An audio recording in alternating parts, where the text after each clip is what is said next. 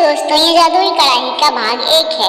ये कहानी राजू की है जो गांव में अपने माता पिता और दादा दादी के साथ रहता है। राजू बहुत ही प्रतिभावान, होनहार और समझदार बच्चा है। वह हमेशा नई नई चीजों को जानने के लिए उत्सुक रहता है। वह बहुत आज्ञाकारी और सबकी मदद करने वाला बच्चा है। एक दिन वह अपनी दादी के घर जाता है जहाँ उसे नई नई चीजें देखने को मिलती हैं। सबसे पहले उसकी नजर एक कटोरे पे पड़ती है जो कोई आम कटोरा नहीं दिख रहा था। ऐसा लग रहा था हजारों साल पुराना है, लेकिन फिर भी उसमें कुछ ऐसी खास बात थी जो उसे अट्रैक्ट कर रही थी। वह उस कटोरे के बारे में जानना चाहता था क्योंकि उससे पहले उसने ये कटोरा अपनी दादी के पास कभी नहीं देखा।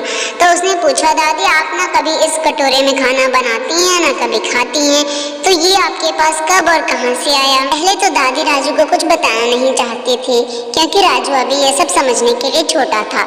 लेकिन जब राजू ज्यादा ही जिद करने लगा तो दादी ने बताया कि यह कोई आम कटोरा नहीं है, यह जादुई कटोरा है, लेकिन इसका इस्तेमाल बहुत सोच समझ कर करना है। लेकिन राजू को दादी की कहानी पर बिल्कुल भी भरोसा नहीं हुआ।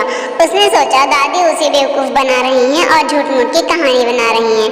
तो दादी उसे एक ऐसे कमरे में लेकर गई जहाँ पर ऐसे बहुत सारे पुराने बर्तन रखे हुए थे, जहाँ पर देखकर राजू की आंखें चौंधिया गई। वो बर्तनों को देखता ही रह गया। अब उसे टेस्ट करना था कि क्या दादी की बात सच है, और एक बर्तन को लेकर वो घिसने लगा। लेकिन उसने जैसे ही उस कढ़ाई को टच किया, घिसना शुरू किया, उसमें से ज्वाला निकलने लगी। ये देखकर राजू बहुत हैरान हुआ, लेकिन उसे इस बात की खुशी भी थी कि उसकी दादी के पास कोई जादुई बर्तन। ये जानकर राजू से रहा नहीं गया और उसने इस बर्तन से अपने मन पसंद के मिठाइयाँ, गुलाब जामुन, जलेबियाँ, सारी चीजें ऑर्डर करना शुरू कर दिया। दादी के काफी मना करने के बावजूद उसने बहुत सारा खाना जादुई बर्तन से मांग लिया और इतना खाना हो गया कि पूरा घर भर गया।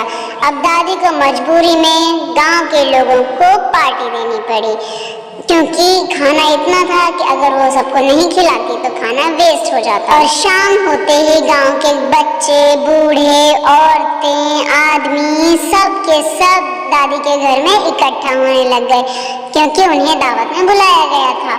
जैसे ही सब लोगों ने खाना शुरू किया, वो अपनी उंगलियां चाटते रहे। खाना इतना ज्यादा टेस्टी था, इतना ज्यादा स्वादिष्ट था कि लोग खाते ही गए, लेकिन खाना खत्म नहीं हुआ। और जब सब खाना खा के चले गए तो दादा दादी ने राजू को अपने पास बुलाया और उसे समझाने लगे कि बेटा, ये जो जादुई कटोरे बर्तन हमारे पास हैं, ये हमारे पुरखों की देन है। बर्तनों को ऐसे मिसयूज नहीं करना है, ये किसी की हेल्प के लिए बनाए गए हैं। दादा ने समझाया कि अभी तक तुम्हारी दादी इससे सभी गाँव वालों की मदद किया करती थी। अब क्योंकि तुम इसके असली वारिस हो तो ये अब तुम्हारे पास रहेगा, लेकिन तुम्हें बहुत ही समझदारी के साथ इसका इस्तेमाल करना पड़ेगा। हर बर्तन की अपनी खासियत है, सबकी खूबियां भी अलग अलग हैं, सबकी शक्तियां भी अलग अलग हैं। तुम किस वक्त पर किस बर्तन का इस्तेमाल करना है ये तुम्हें सोचना है। ये सब जानना राजू के लिए बहुत नया था, लेकिन वह सब जानकर बहुत खुश भी हो रहा था कि अब ये सारे बर्तन उसके होंगे। कुछ समय बाद राजू कॉलेज में पढ़ने के लिए शहर जाता है और वहाँ पर ये इन बर्तनों का कैसे इस्तेमाल करेगा ये हम अगली कहानी में देखेंगे। जादुई कढ़ाई का भाग 2 जल्द ही आ रहा है, तो आप सब इस चैनल को सब्सक्राइब कर लीजिए और ये कहानी देखिए। बाय दोस्तों।